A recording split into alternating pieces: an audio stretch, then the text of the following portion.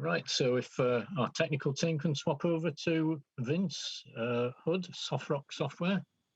Right, I'm just going to share my screen with you. Just bear with me 1 second. So I'm going to talk a bit about the evolution of one of my games because I'm releasing a new version of it today. In other words, I've basically taken the talk I gave at the London show and rejigged it a bit, added a few new bits for this talk. Before I do that, though, don't forget that the RISC-OS Awards are currently running the poll. So if you haven't done so yet, please go to riscosawards.co.uk and cast your votes. Right, so back to Escape from Xeria. The original version of the game was written on paper, but incomplete, as a 6502 assembly program targeting the BBC Micro. I didn't actually have a BBC Micro at the time. But when I did get a BBC, I started working on something else, and that game got forgotten. But then I got an A3000, and I did actually then turn back to that game and decided to write it for the A3000. So it was the first game released by Softrock Software. It was a BBC Basic game called Escape from Xeria. The idea of the game, it takes the basic Pac-Man concept of a maze and some ghosts wandering around a maze, but adds a puzzle element to it, which you'll see later when I demonstrate it. And in fact, I'm going to explain a bit of it here.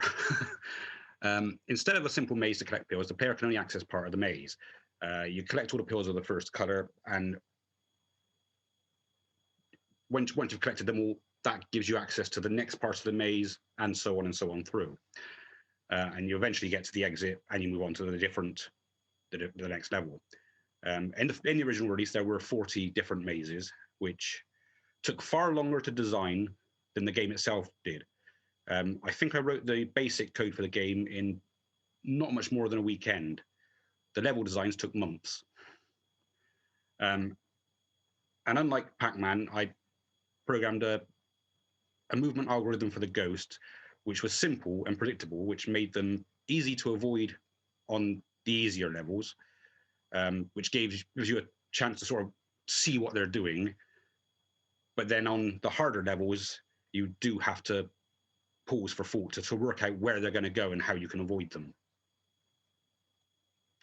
The original release had 256 colors and ran at 640 by 256 pixels. I think that was mode 15.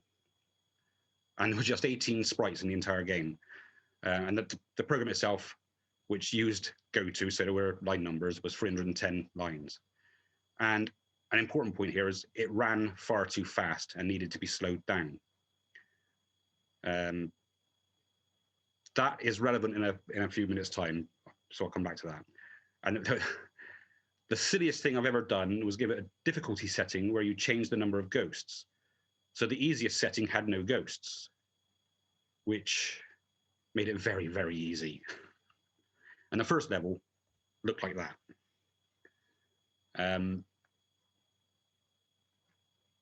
So you can see what I was talking about, the different colored stars. You collect all the blue stars, then the blue rocks turn into red stars, and then you collect all the red stars, and the red rocks turn into green stars, and so on. And if you look carefully at that screen, as I said, the ghosts had a very simple movement algorithm, which is that they started off moving upwards. Whenever they hit the edge of the screen or an obstacle, they would just turn right.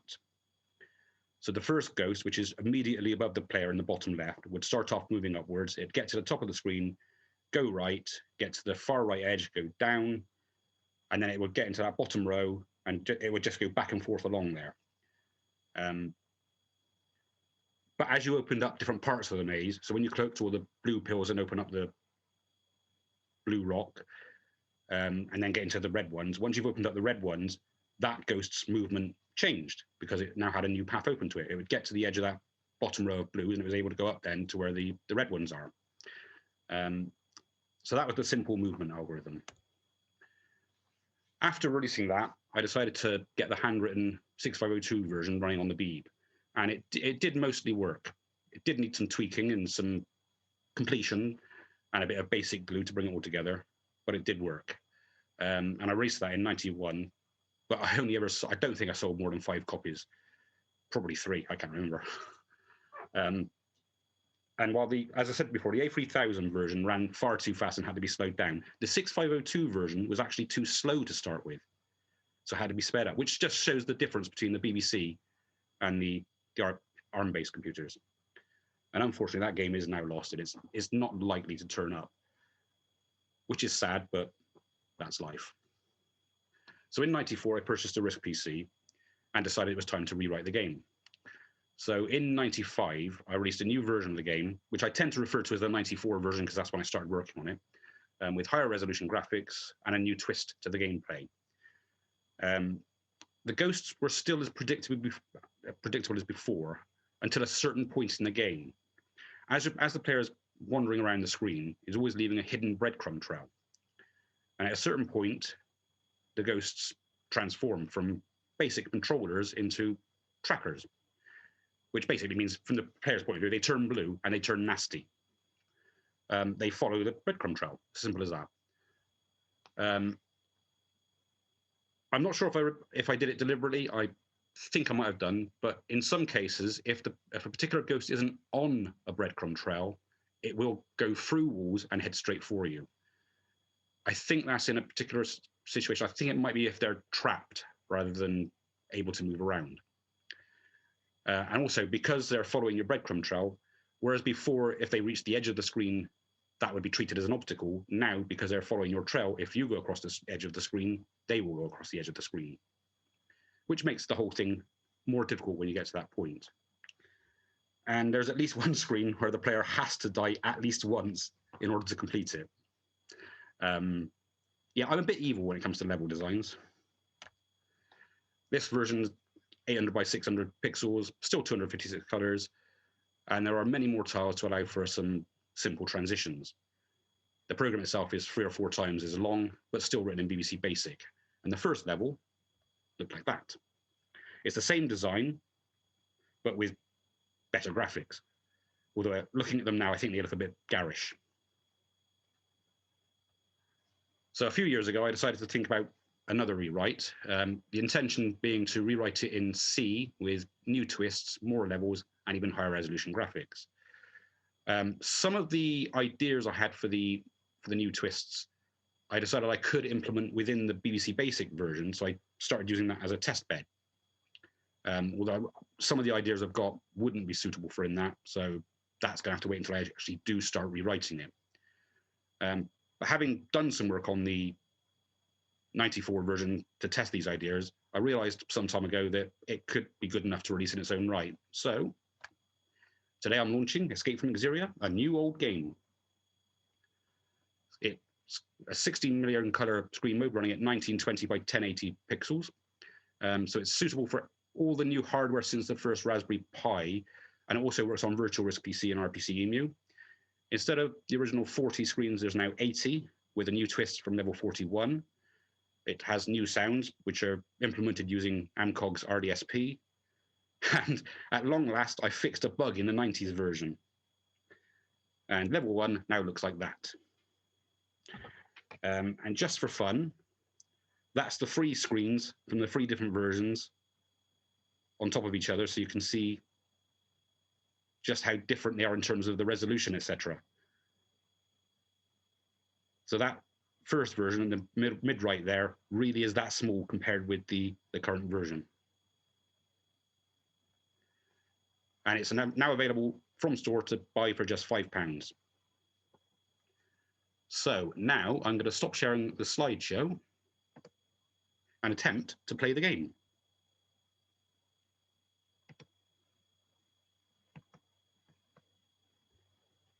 Let's hope this works.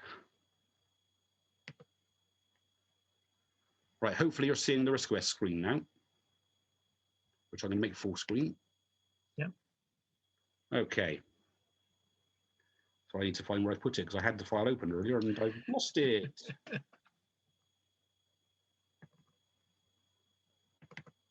There it goes. Yeah, that's started up. Yeah, good.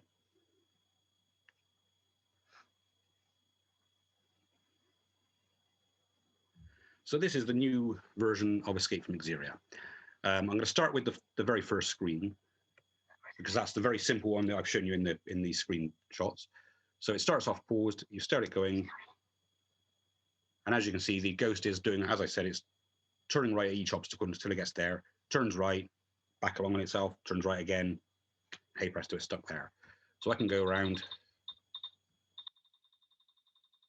collecting everything, and I can go right down to here. I'm perfectly safe because he's very stupid and just turns right. So what I'll do is I will follow me along part of the way, then go off the bottom and on the top. And I'll wait for him to go back again, back up. Now if I go off somewhere safe, and you can see what I was saying before, the path has now changed. If you follow those two ghosts, or just pick one of them and follow them, you'll see that they go around the outside, up there, along there, and back up, and they're out the outside. That pattern is now set until you open the next part of the maze. So what I'll do is I'll wait until that one's gone past.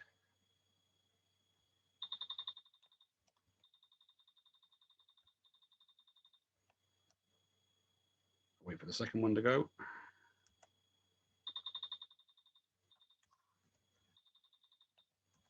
And now again, their path has changed because the maze has opened up. And if you follow one of them carefully, you'll see they're doing a sort of a double loop. But again, where I am now is perfectly safe, apart from that row at the bottom there. So once he goes past, go back up there. I'm perfectly safe in here again.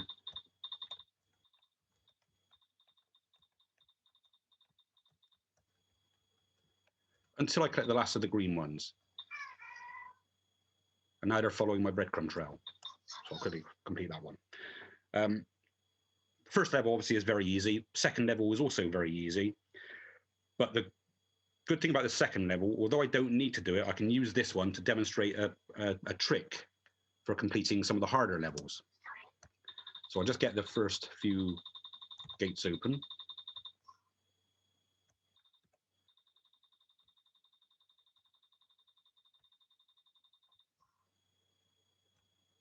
Oh, by the way, are these sounds working? No, I can hear the sound effects, yeah. I wasn't sure if I set the zoom right for that, because there's an option that you need to tick.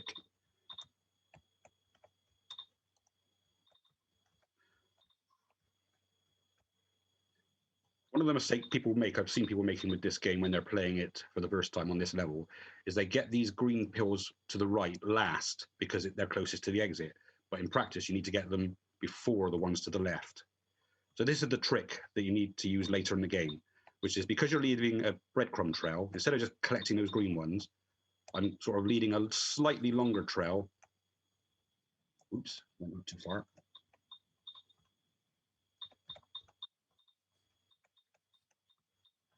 And I'll show you why that is now.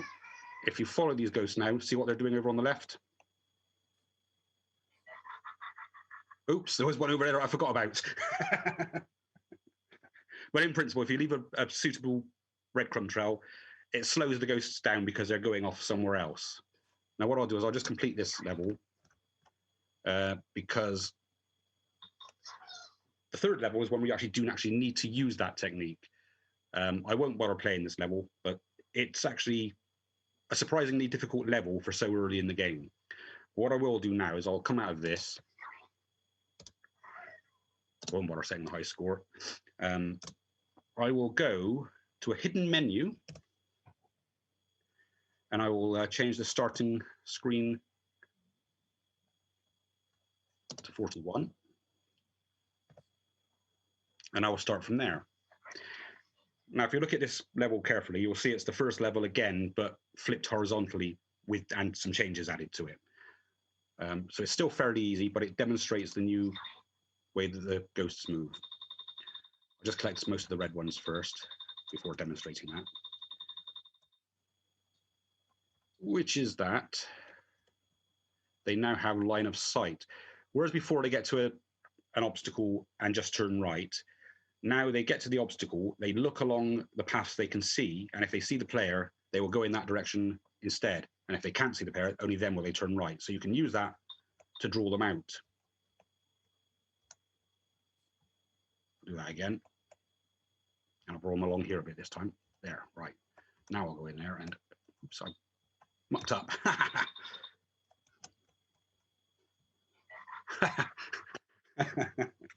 Okay, the game's defeating me, and it's actually a fairly easy level. I go along here, then I go down to there, then I go to there. But you can see the idea in principle. So what I'll do is I'll quit out of that again. One of the things it does do is it will play as you're playing, as you complete levels, it stores that information, so it knows what level you've reached, so you can play the game from the currently screen. So this is currently set to 67 because that's where I've reached playing it myself. I won't bother playing that one. What I've also done, this version is slightly different from the version which is available, because I've added a thing this morning whereby I've decided that cheats don't prosper. What happens now is if you access that hidden menu, the screen you've reached is reset to 1. So you can't carry on from where you've left off. And that will remain like that until you quit the game and restart, and then you can start building your progress up again. And there's a very simple difficulty level. All it does is make the game very, very slightly slower. Oh, look, it's gone back to 41. Right. I don't know if you can see how much slower it is, but it is marginally slower. Someone actually requested that because they thought it was too fast.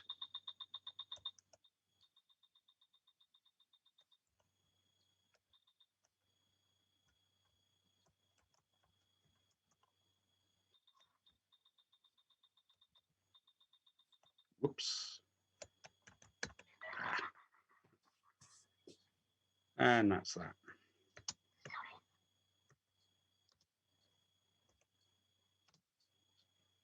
So if I stop the sharing, I've got to quit this to do it.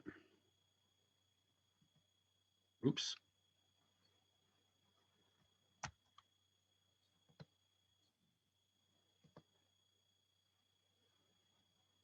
And we're back to normal, hopefully. So there you go. Very quick talk on the evolution of Escape from Xeria and a quick demo. Any questions?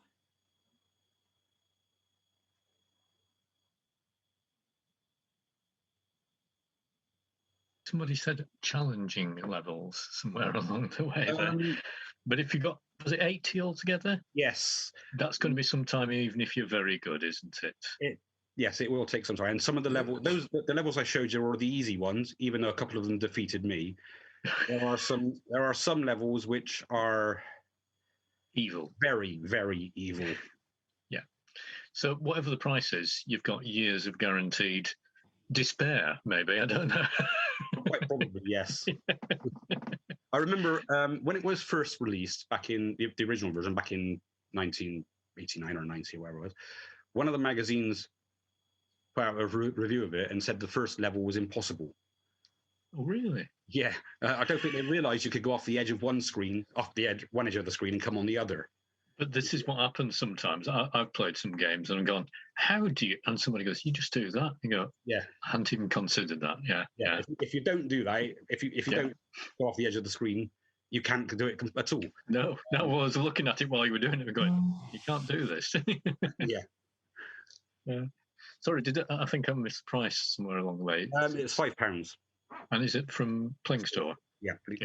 Okay.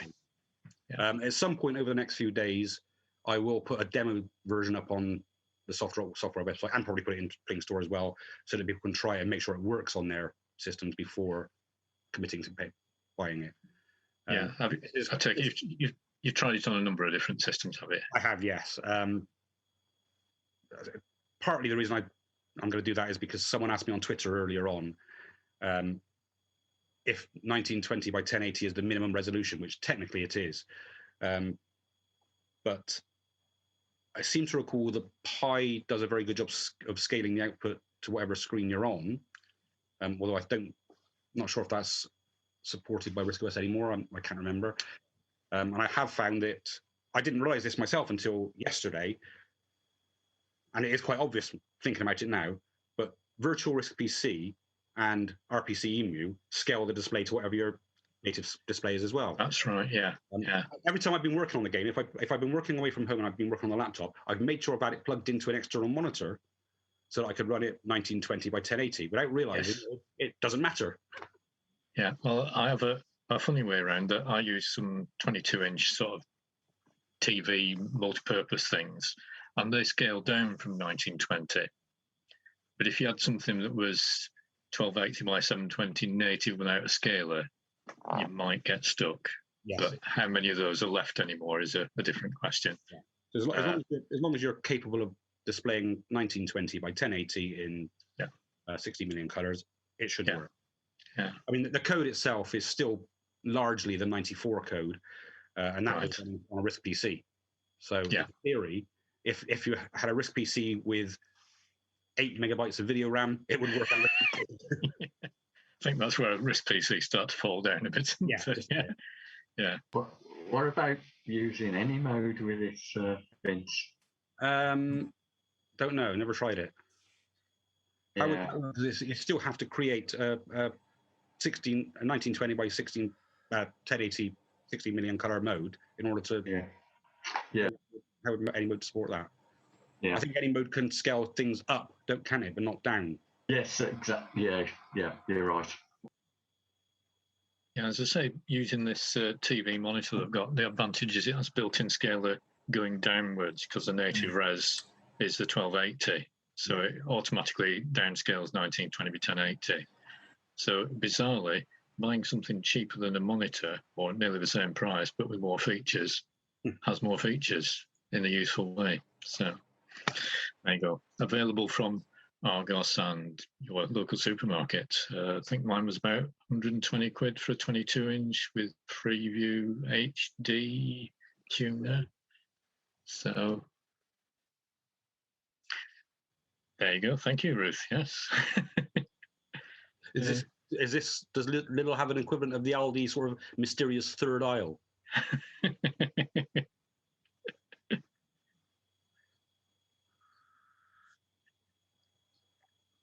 Oh, we've got somebody there that's not got any sound on. Trying to work out whose picture it is.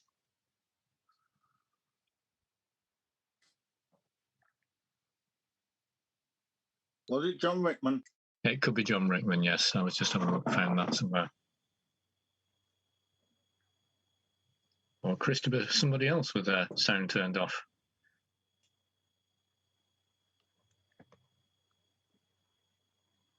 I'm just glancing at the chat to see if there's any other comments there or questions. But I can't see any. Where am I? Oops, I've gone into a different world.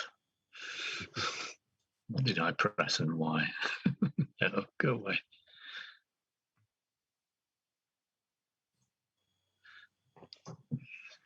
Well, I think it's an absolute bargain, I can safely say. So. Yeah, well, the original version I think was £3.50. Then the RISC PC version in '94 was a £5. So adding inflation for the 20 odd years since the RISC PC version, yeah, £5. You've got more levels. Absolute bargain, yes. Yeah. It's your retirement fund then, obviously. Oh yeah, probably about 50 quid if in total, probably. In the RISC. Well, I don't know. There's 57 participants. Took it as 10% of those. That's 6, isn't it? So, it's I've got a couple of questions. Yeah. Did I enjoy updating, rejigging the original? Yes, I did. Which is why I did it, really, because I do what I want to do when it comes to programming, and that looked like fun. And do you plan on any more games in the future?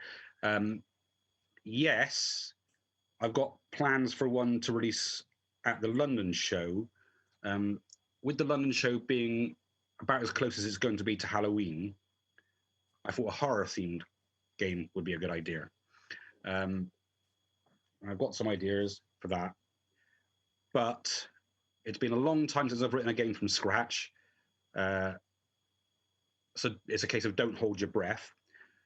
it might happen, it might not happen.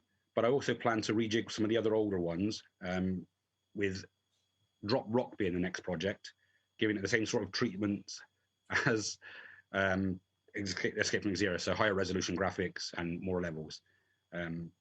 Quite what I can think of to do for a new twist, I don't know yet though, but there should be something available at London, whether it's a new game or another rejig, I don't know yet. And Brian's said zombies. Yes. No, it won't be zombies. No, it's going to be skulls. The graphics are going to be based on photographs of this fella. So he'll chase your player around the screen, and quite possibly this one as well. There's keys in there at the moment, but yeah, I keep my keys in a skull. Yeah, so he'll be chasing the players around as well.